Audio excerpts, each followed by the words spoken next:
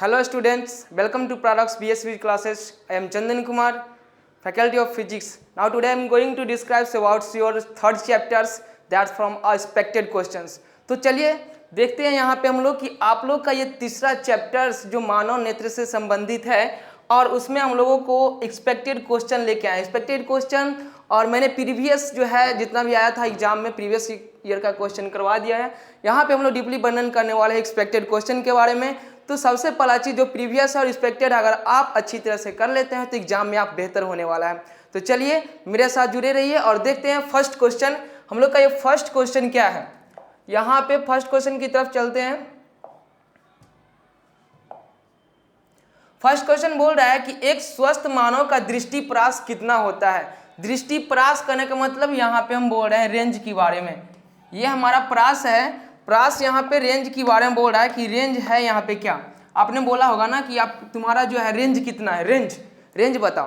तो यहाँ पे रेंज बताते इसका मतलब वो परास पूछ रहा है और यहाँ दृष्टि की परास पूछ रहा है हम लोग का कि दृष्टि का परास कितना होता है। अगर स्वस्थ आंख के बारे में बताया जाए तो स्वस्थ आंख जो होता है हम लोग का वो दूर की वस्तु को देखता है और निकट की वस्तु दोनों वस्तु को देखता है। अर्थात दूर स्थित वस्तु जो यहाँ से हम देखें सूर्य और चंद्रमा को वो भी दिखाई देगा और अगर निकट की वस्तु को देखें तो वो भी दिखाई देता है। इसका मतलब ये हुआ कि हम लोगों को दूर की वस्तु और निकट की वस्तु दोनों दिखाई देती है। अगर ये हमारा परास निकालने के लिए कहा जाए तो हमारा मैक्सिमम और मिनिमम दोनों का अंतर होता है। अर्थात दृष्टि परास यहाँ से आता है कि दृष्टि परास जो होगा, दृष्टि परास वो इक्वल हम लोग का होगा दूर बिंदु और माइनस में निकट बिंदु।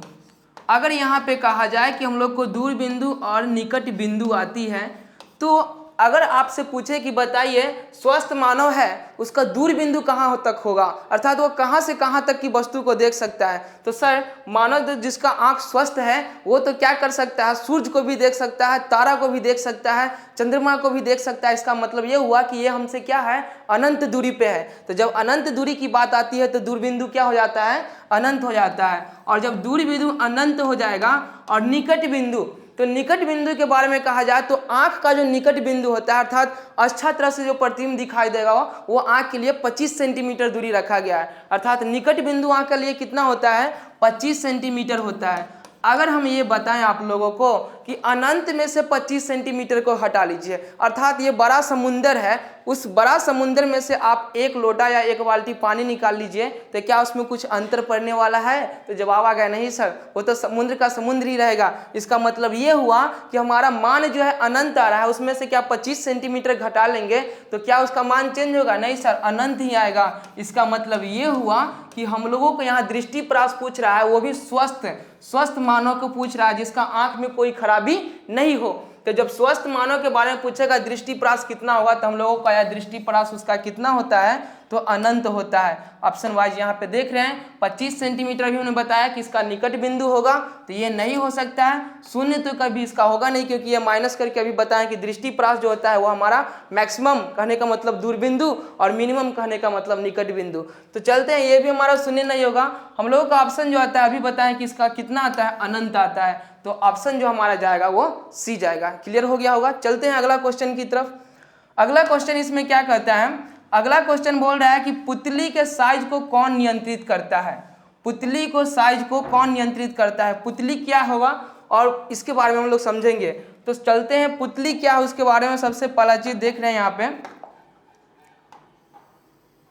ये हमारा एक सर्कल है, देखिए जादू, ये है हमारा डिजिटल बोर्ड, ठीक ना। ये बढ़िया चीज को क्या करता है, इस तरह से बनाता है। ये हम गोलक बना दिए, अर्थात जो नेत्र होता है हम लोग का, वो नेत्र कैसा होता है, गोल होता है, अर्थात नेत्र गोलक है।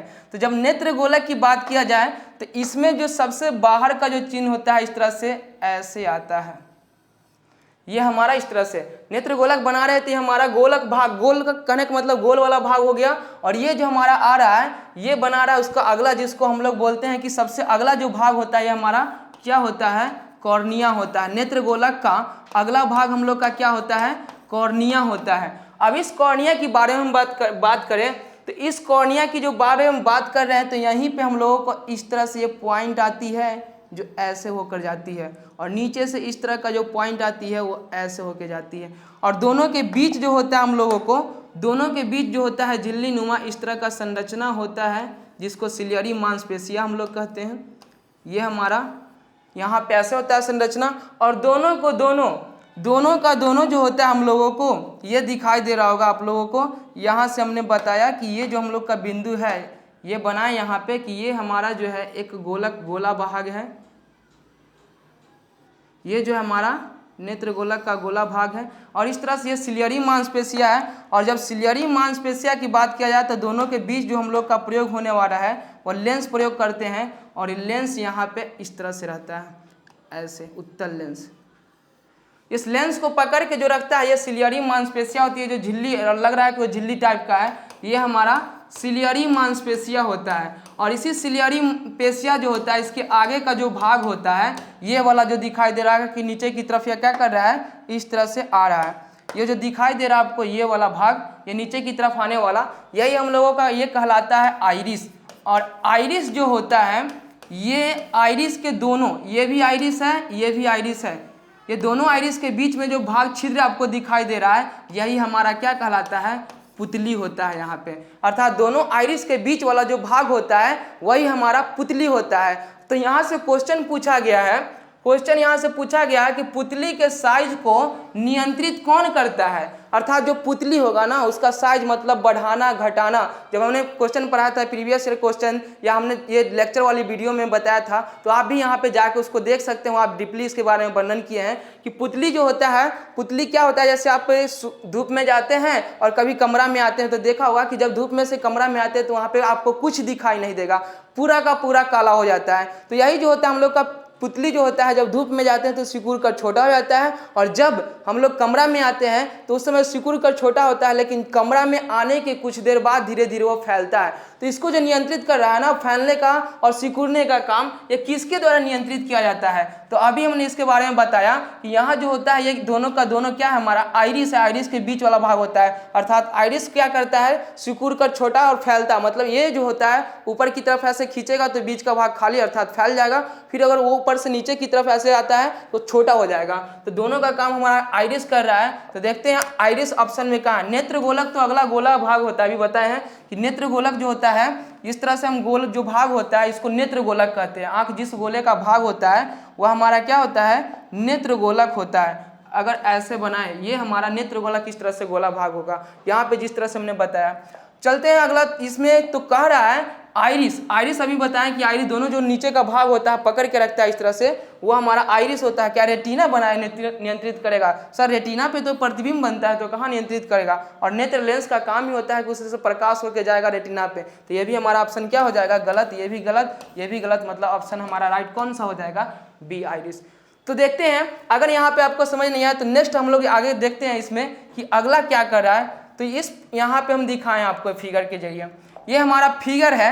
इस फिगर में आपको दिखाई दे रहा होगा कि ये हमारा आँख है, नेत्र है, ये हमारा आँख है। और इस आँख में आपको दिखाई दे रहा होगा कि जो बाहरी भाग होता है, सबसे ऊपर का जो भाग जिसको हम लोग श्वेत पटल कहते हैं, अगर कॉर्निया बना दिया जाए तो कॉर्निया के ऊपर जो भाग होता है श्वेत पटल होता है, स्क्लेरोटिक जिसको कहते हैं। और इस स्क्लेरोटिक जो होता है हम लोग का, इसमें बता रहे हैं कि यहाँ जो भाग होता है यही को इसमें दिखाया गया है। यहाँ पे इसी चीज़ को जो आँख है हमारा वह नीचे की तरफ दिखाया गया है। इसमें ये बिंदु आप देख सकते हैं कि हमारा जो होता है विट्रस ह्यूमर, ये दिखाया है कि हम लोग का जो रेटिना होता है और ये नेत्र लेंस दोनों के बीच का जो द्रव होता है इसको बोला जाता है कचाव द्रव।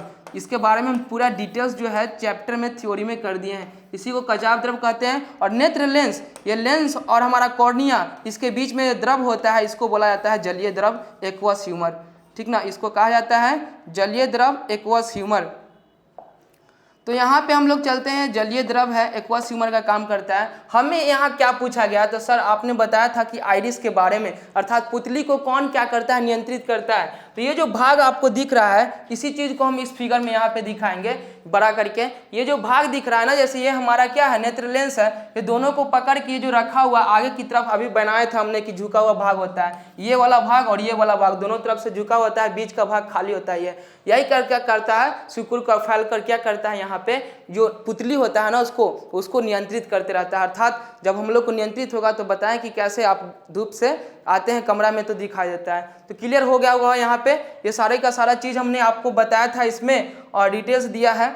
चलते हैं हम इसमें कि, और अगर आपको जो है ये नहीं समझ में आता, पीछे वाले बताया इसमें नहीं बताया। यहाँ पे जो है ये देख सकते हैं कि ये जो भाग हम लोग का है, ये जो मांस इस तरह से आता है। हमने बताया कि जो झिल्ली नुमा, यहाँ पे देख सकते हैं ये जो झिल्ली आपको दिखाई दे रहा होगा, यहाँ पे ये जो झिल्ली दिखाई दे रहा है वो नेत्र लेंस को क्या करता है, ये हमारा नेत्र लेंस है। ये नेत्र लेंस है, अर्थात ये लेंस है, इसको ये पकड़ के इस तरह से लटका के रखता है। जो लटका के रखता है उसको सिलियरी पेशिया कहते हैं। तो ये जो लटका लग रहा है कि झिल्ली झिल्ली नुमा के आकार का है, ये लटका के रख रहा है। यहाँ पे ये दिखाई देता होगा, यहाँ पे हम ये दिखाई आपको देता होगा कि ये झिल्ली नुमा इस तरह से एक लाइन खींचा गया है। यही झिल्ली जो अभी हमने बताया था पीछे, ये नेत्र को पकड़ के रखता है। लेकिन आगे की तरफ ये जो आया है, यहाँ पे जो आया है आगे की तरफ, ये जो आपको दिखाई दे रहा होगा, यही हमारा क्या होता है, यही हमारा जो होता है आइरिस होता है। जो कि यहाँ पे हमने आपको बताया कि ये हमारा क्या होता है, ये आइरिस होता है। और पीछे वाला भाग में भी बताया कि ये हमारा जो इस तरह से गिरा हुआ है, ये क्या होता है,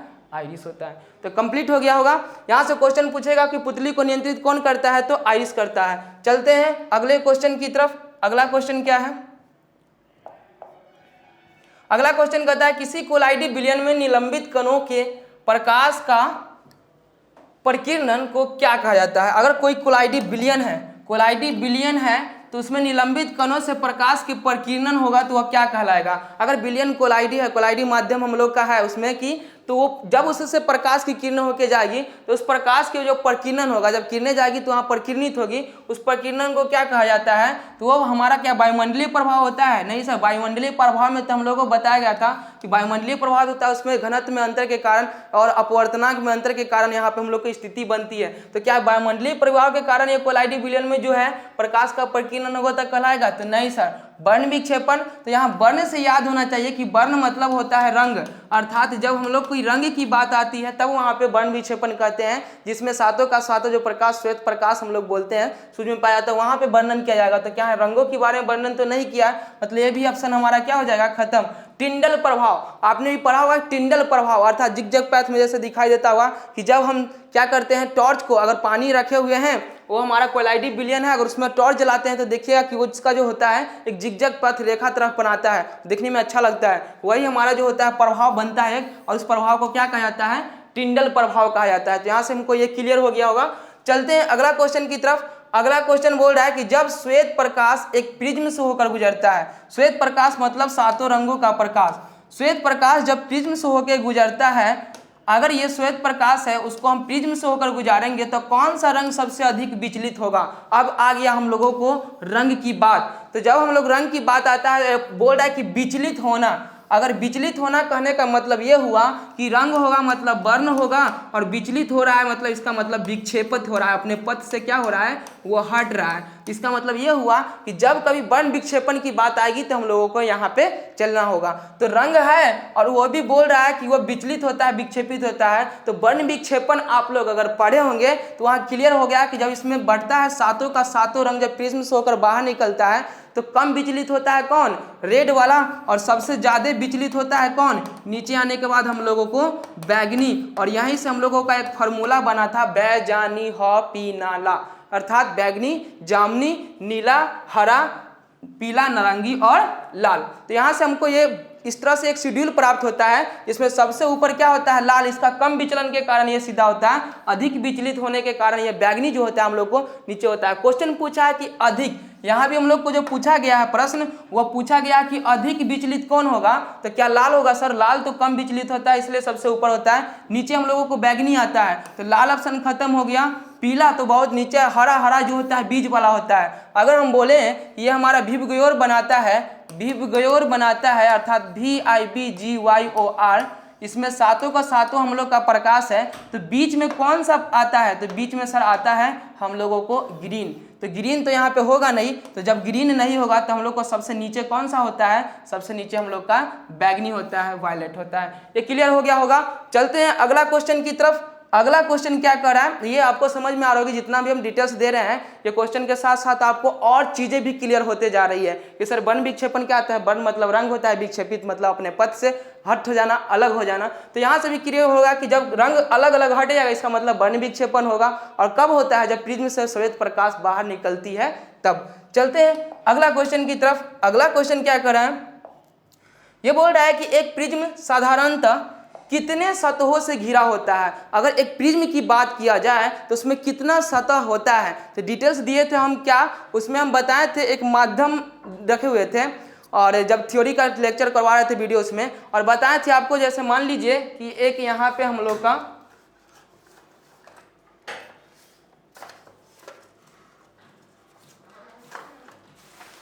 यहाँ से मान लीजिए कि ये हमारा क्या है, ये एक कॉपी है। इस कॉपी के जरिए हम बताएंगे, जैसे ये जब प्रिज्म बनाता है तो ये प्रिज्म इस तरह से रहता है, ऐसे ये वाला भाग हमारा इस तरह से रहता है, जिसमें ये आप देख सकते हैं ये जब प्रिज्म बनाएगा इस तरह से बनेगा, तो ये इधर का भाग आपको दिखाई दे रहा होगा कि ये सर आयताकार है, इसका चौड़ाई इतना है और लंबाई इतना है, मतलब ये आयताकार है। और इधर का भी भाग देख रहा होगा, आप लोग को दिखाई दे रहा होगा कि ये भी आयताकार है। और नीचे जो बेस बना रहा है ना, बेस, ये जो बेस हम लोग का ऐसे इस तरह से बन रहा है, यहाँ पे ऐसे, फिर ऐसे ऐसे, इसका मतलब ये भी आयताकार है। लेकिन सामने वाला भाग आपको दिखाई दे रहा होगा, ये इस तरह से है, इस तरह से और नीचे से है, अर्थात जो सामने का भाग आपको दिखाई दे रहा होगा ऐसे होगा ये, ठीक ना। और बाकी जो भाग हम लोग को दिखाई दे रहा है वह इस तरह से आयताकार, दोनों भाग ये हमारा आयताकार होता है, नीचे का जो बेस होता है आयताकार होता है, और इधर का भाग ये हमारा त्रिभुजाकार होता है, और इधर वाला भाग ये भी हमारा त्रिभुजाकार होता है। तो सर त्रिभुजाकार जो हुआ वो 2 हुआ,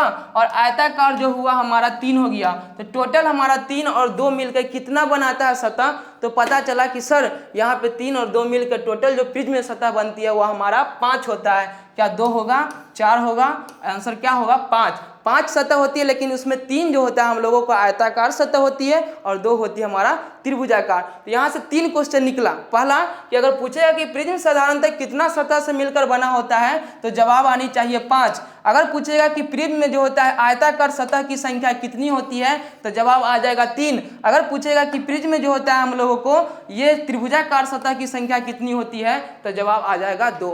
अर्थात आपको ये तीनों का तीनों क्वेश्चन क्लियर हो गया। किसी तरह से भी पूछेगा आप जवाब उसका दे सकते हैं। तो चलते हैं अगला क्वेश्चन की तरफ। अगला क्वेश्चन क्या कर रहे हैं, अगला क्वेश्चन बोल रहा है कि किस दृष्टि दोष में वस्तु का प्रतिबिंब रेटिना के आगे बन जाता है, अर्थात किस ऐसा दृष्टि दोष होगा जिसमें वस्तु का प्रतिबिंब रेटिना से पहले बन जाएगा। तो हमने बताया था आपको कि वस्तु जो होता है हमारा नेत्र गोलक है, गोलक जो आंख हम लोग का वो गोल भाग है, और जब गोल भाग, जैसे मान लीजिए कि आप बैलून को क्या करते हैं ऊपर से दबाएंगे, तो बैलून का जो भाग होता है ऊपर से दबेगा लेकिन ये लंबा हो जाएगा। अर्थात जब बैलून को नेत्र गोलक का जो होता है ये दबाएंगे, नेत्र गोलक को मान लेते हैं एक बैलून है, और उसको ऊपर से दबाएंगे तो वो क्या हो जाएगा, लंबा हो जाएगा। और जब लंबा हो जाएगा तो ऐसे हम यहाँ पे आपको दिखा रहे हैं, ये जो भाग है हम लोग का, ये जो भाग है जैसे नेत्र गोलक हम लोग का है, और नेत्र गोलक का भाग अगर ये गोला था, इसको अगर दबाएंगे तो यहाँ से क्या हो जाएगा, यहाँ से हम लोगों को लंबा हो जाएगा भाग, अर्थात ये इस तरह से लंबड़ के ऐसे बन जाएगा। और जब ऐसे बनेगा तो पहले हम लोगों को यहाँ पे था फोकस, यहाँ पे था ना, लेकिन जैसे दोष उत्पन्न हुआ तो नेत्र गोलक की जैसे ही लंबाई बढ़ जाएगी तो हम लोग का रेटिना यहाँ पे होगा, और रेटिना जब यहाँ पे हो जाएगा तो क्या होती है, इसी पर हम लोगों को फोकस जो होती है, फोकस इसी को बोलते हैं। प्रतिबिंब जो बनता है कहाँ पे बनता है, रेटिना पे बनता है, उसी जगह पे फोकस होता है। अगर कोई वस्तु हम लोग को यहाँ पे बन रहा है, फोकस पे बन रहा है, मतलब यहाँ जो होगा हम लोगों को किरणें कहाँ से आएगी, तो अनंत से, और जब अनंत से किरणें आती है तब तो उसका प्रतिबिंब रेटिना पे बनता है। आपने पढ़ा होगा पीछे जब बनाया होगा आप क्या इमेज, आपने जब इमेज बनाया होगा तब पढ़े होंगे कि जब कोई वस्तु अनंत से आती है तो कहाँ पे करती है, फोकस पे। तो अनंत से आने वाली किरणें कहाँ पे कटेगी, फोकस पे, और जहाँ कटती है वहीं तो हम लोग का प्रतिबिंब बनता है, अर्थात रेटिना पे प्रतिबिंब बन रहा है, मतलब रेटिना पे फोकस होगा। तो यहाँ से क्लियर हो गया कि सर फोकस तो यहाँ पे है, लेकिन ये बोल रहा है कि पहले ही यहाँ पे ही इसका क्या होता है, बन जाता है। कैसे बनता है यहाँ पे हम दिखाएंगे आप लोगों को कि कैसे ये इसका प्रतिबिंब बनता है। तो जैसे यहाँ पे हम देख रहे हैं ये हमारा क्या है, एक नेत्र गोलक है, और इस नेत्र गोलक की अगला जो भाग होता है हम लोग को इस तरह से बना रहे हैं। अब जब यहाँ पे बात आती है हम लोगों की,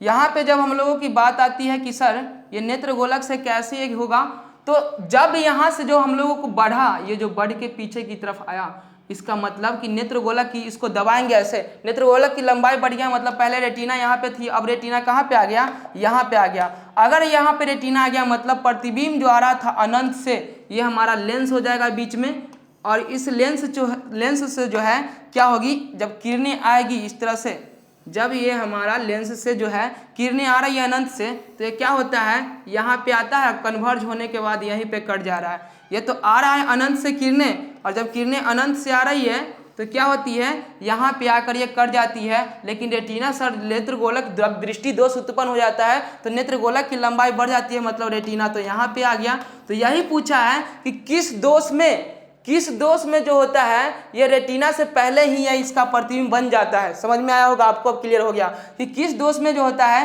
ये रेटिना से पहले ही किसी वस्तु का प्रतिबिंब बन जाता है। तो सर जब अनंत से आ रही है किरणें तो वो पहले ही कट जा रही है, और जब पहले कट जा रही तो अनंत से आने वाली प्रकाश की किरणें रेटिना पे नहीं बन पाती है, और जब अनंत से आने वाली किरणें को जो होता है प्रकाश जो होता है वो रेटिना पे नहीं बन पाता है वस्तु का, तो हमारा कौन सा दोष होता है, तो दूर स्थित वस्तु का प्रतिबिंब नहीं देख रहा है, मतलब किस दोष में, निकट दृष्टि दोष। आपको अब क्लियर हो गया यहाँ पर कि हम बताए थे कि निकट दृष्टि दोष है, मतलब कहाँ की वस्तु दिखाई नहीं देगा, तो जवाब आता है सर ये जो दिखाई नहीं देगा ये दूर की वस्तु दिखाई नहीं देता है, क्योंकि दूर का जो प्रतिबिंब होता है, दूर की वस्तु का प्रतिबिंब वो रेटिना पे नहीं बन पाता है, पहले ही बन पाता है। हम बताए थे निकट दृष्टि दोष से याद होना चाहिए कि निकट दृष्टि अर्थात लगेगा कि जो दृष्टि दोष है ना वो निकट में है, निकट दृष्टि दोष लग रहा है कि जो दोष है निकट में है, लेकिन वस्तु दिखाई नहीं देता है, कहाँ का, दूर का। जैसे आप डॉक्टर के पास जाते हैं, बोलते हैं डॉक्टर साहब हमें पेट दर्द की दवाई दीजिए, लेकिन डॉक्टर साहब क्या करते हैं, वो पेट दर्द ठीक होने वाले दवाई देते हैं।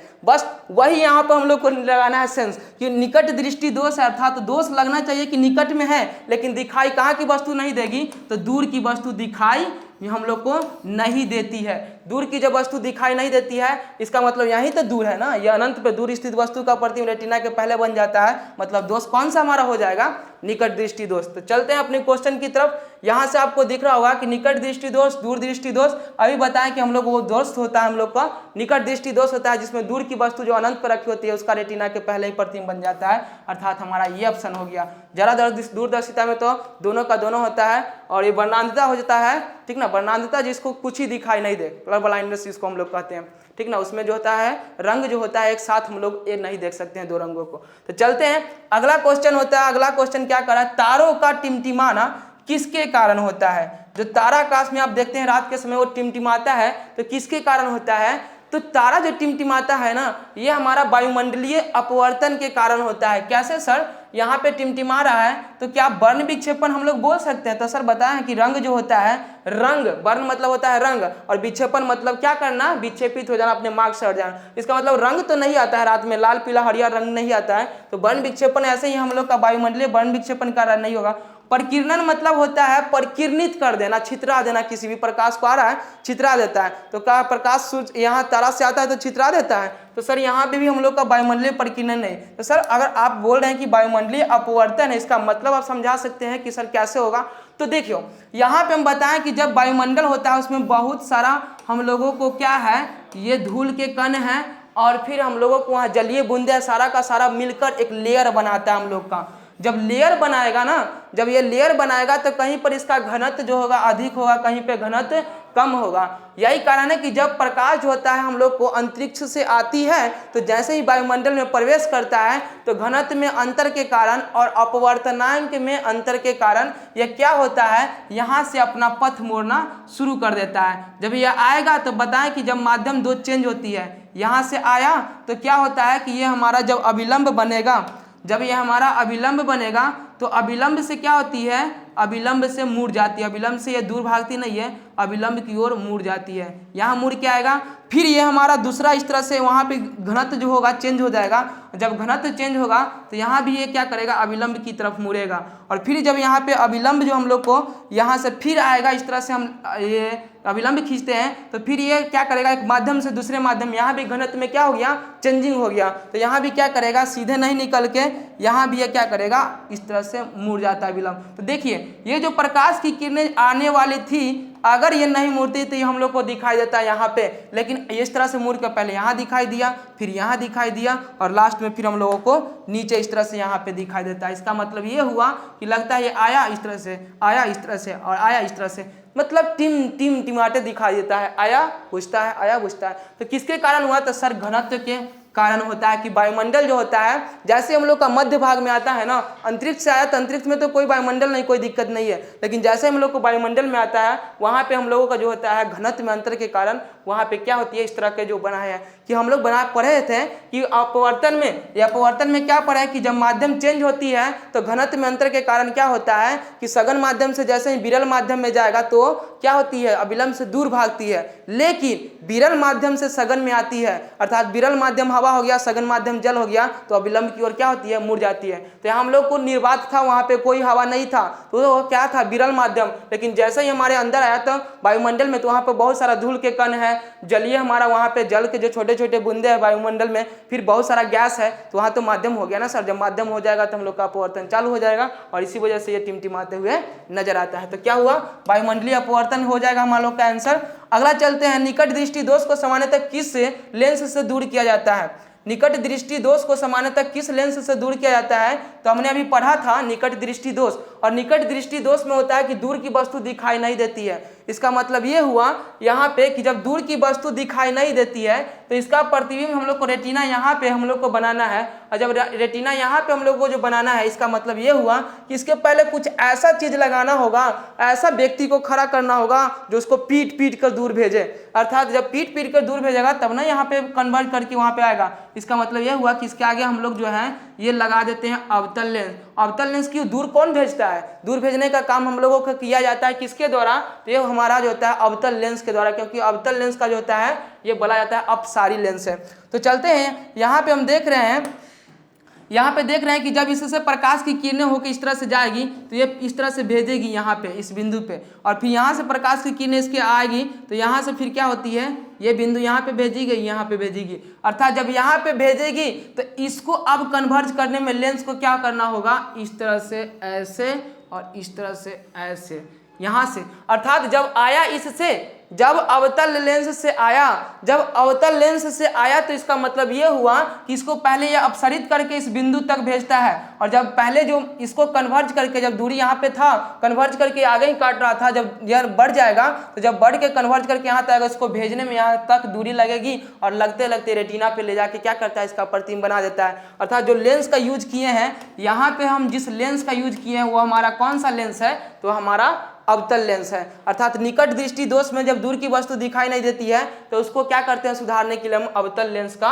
उपयोग करते हैं। तो निकट दृष्टि दोष पूछ रहा है और पूछ रहा है कि किस लेंस से दूर किया जाएगा, तो अवतल लेंस हमने भी बताया। उत्तल समतल, समतल तो लेंस होता नहीं है, वहां पे हम लोग को दर्पण पर रहते हैं, अगर लेंस होता है तो यह लेंसों का संयोजन कर सकते हैं कि यह समतल एक उत्तल, ठीक ना, इस तरह से लगा के, तो यहाँ पे संयोजन कर सकते हैं। चलते हैं अगला क्वेश्चन की तरफ। बोल रहा है किस रंग का विचलन अधिक होता है, तो जब रंग की बात आती है तो हम लोग को सारा भी बताया है, रंग की बात आई मतलब विचलित हो रहा है, वर्ण विक्षेपण की बात होती है, और जब वर्ण विक्षेपण होगा तो अभी हमने पिछले क्वेश्चन में कराया था, ये जो होता है विभगोर बनाता है, सबसे कम जो होता है लाल विचलित होता है, सबसे अधिक नीचे हम लोग का आता है बैगनी। तो यहाँ पे हमारा लाल जो होगा ये नहीं होगा, नीला नहीं होगा, हरा बताएं कि बीच का जो भाग होता है विभगोर का, ठीक ना। आंसर हम लोग का क्या होगा, सबसे अधिक बोल रहा है कि सबसे अधिक विचलित होने वाला कौन होता है, बैगनी, और सबसे कम विचलित होने वाला कौन होता है, तो लाल, ठीक ना। सबसे कम लाल विचलित होता है, सबसे अधिक बैगनी। क्यों सर ऐसा क्यों होता है, क्योंकि लाल का जो तरंग दैर्ध्य होता है ना वो सबसे अधिक होगा। जो व्यक्ति ज्यादा तेज दौड़ेगा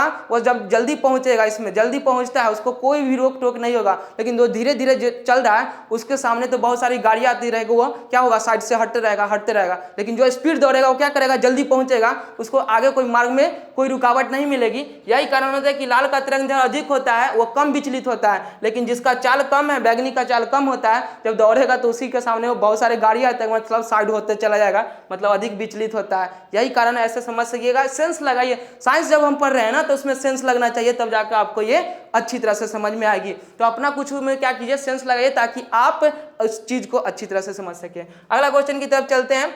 मानव नेत्र किस लेंस का भांति काम करता है। अगर हम नेत्र बना रहे हैं, अगर हम लोग नेत्र की बात बोल रहे हैं, ये हमारा नेत्र है, इसमें हम इसके बारे में बताए हैं, तो ये किस लेंस की, जो आंख में हम लोग का लेंस होता है, सर ये कौन सा लेंस है, तो ये हमारा जो लेंस है वो कौन सा लेंस होता है, ये जो लेंस होता है वो हम लोग का कौन सा लेंस होता है, तो आता है हम लोग का उत्तल लेंस। अर्थात मानव की आंख में, आपकी जो आंख में लेंस की काम करती है, आपकी जो आंख, वो उस लेंस जो होता है, उस कौन सा लेंस होता है हम लोग का, तो वो हमारा सर लेंस जो होता है वो हमारा उत्तल लेंस होता है। तो यहाँ पे जो हम लोग का आएगा उत्तल लेंस, ये राइट हो जाएगा। क्या अवतल आएगा? नहीं सर, अवतल नहीं होगा। हमारा दर्पण ये दे रहा है तो उत्तल दर्पण, क्या लेंस जो होता है दर्पण की भांति काम करेगा। यहाँ से फिर हम लोग को ये भी होता है, इनमें से कोई नहीं तो कट जाएगा। ऑप्शन को एलिमिनेट करना सीखिए आप लोग, और एग्जाम में आप ये ध्यान रखिए कि हम लोग को चारों का चारों ऑप्शन को टच करके चलना है, ताकि बीच में कहीं भी अगर सेकेंड नंबर और थर्ड नंबर ऑप्शन मिल जाए तो आप अगर ऊपर वाला सही है टिक करके निकल जाएगा तो आंसर गलत हो जाएगा। तो ये भी ध्यान में रखिएगा। चलते हैं अगला क्वेश्चन की तरफ। अगला क्वेश्चन जो है हम लोगों को, अगला क्वेश्चन जो है वो नेत्र लेंस की समंजन क्षमता के बारे में बोल रहा है। नेत्र लेंस की समंजन क्षमता के बारे में बोल रहा है कि नेत्र लेंस की समंजन क्षमता घटने के कारण कौन सा दोष उत्पन्न होता है। नेत्र लेंस की समंजन क्षमता घटने के कारण कौन सा लेंस दोष उत्पन्न होता है।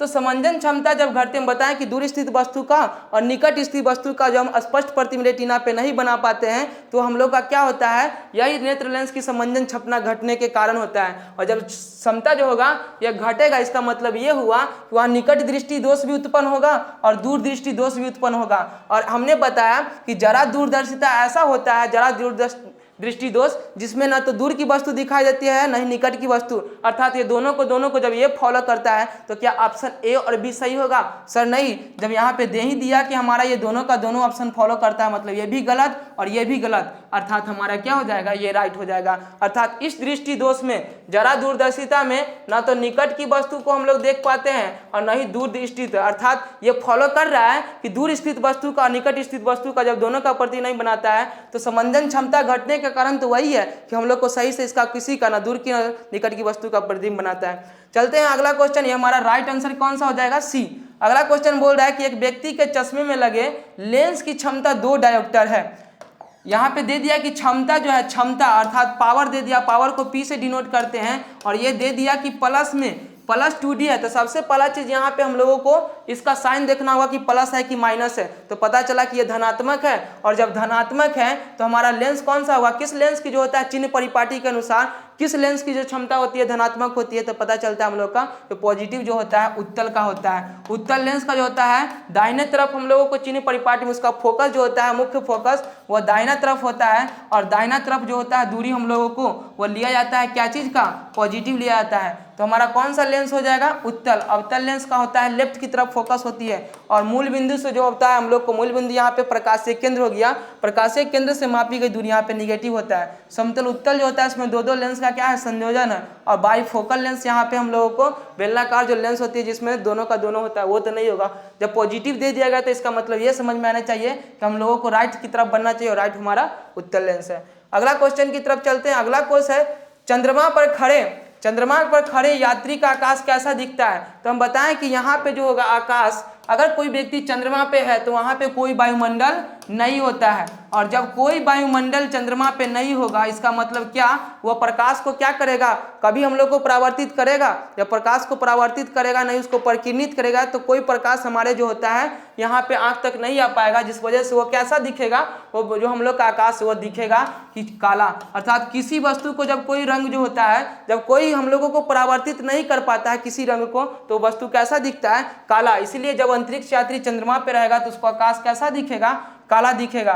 लाल नीला जो होता है, नीला हम लोग को यहाँ से देखने, जब पृथ्वी पर से देखते हैं तो वहाँ पे हमारा वायुमंडल है, वायुमंडल में जो प्रक्रिया होती है वहाँ दिखता है, उजला नहीं होगा, आंसर क्या हो जाएगा, काला हो जाएगा। अगला क्वेश्चन है सूरज उगते समय तथा डूबते समय लाल किस कारण दिखाई देता है। कि अगर सूरज उग रहा है तो उगते समय आपने देखा होगा कि वो रेड दिखाई देता है, और डूबते समय भी हम लोगों को कैसा दिखता है, रेड दिखाई देता है। क्यों, उस समय जो सूर्य होता है ना हम लोगों को इस तरह से क्षैतिज, पृथ्वी के क्षैतिज रेखा में होता है, और जब क्षैतिज रेखा में होता है तो हमारी यहाँ तक आने में वो अधिक दूरी तय करना पड़ता है, और जब अधिक दूरी तय करना पड़ता है तो हम बताए थे कि जिसका चाल ज़्यादा होगा सबसे पहले वो हमारे पास पहुँचेगा। तो इसका मतलब ये हुआ कि सर चाल किसका ज़्यादा होता है, तो लाल का ज़्यादा होता है, और इसी वजह से लाल क्या होगा, हमारे सामने पहले दौड़ते दौड़ते दौड़ते आएगा और सबसे पहले पहुँचेगा। मतलब सूरज जो होता है क्या होगा, सुबह उगते समय कैसा दिखाई देगा, लाल दिखाई देगा। लेकिन दोपहर के समय जो होता है यही दूरी जो होता है हमारे ऊपर रहता है, मतलब कम जाता है दूरी, और जब कमेगा तो सर सब का सब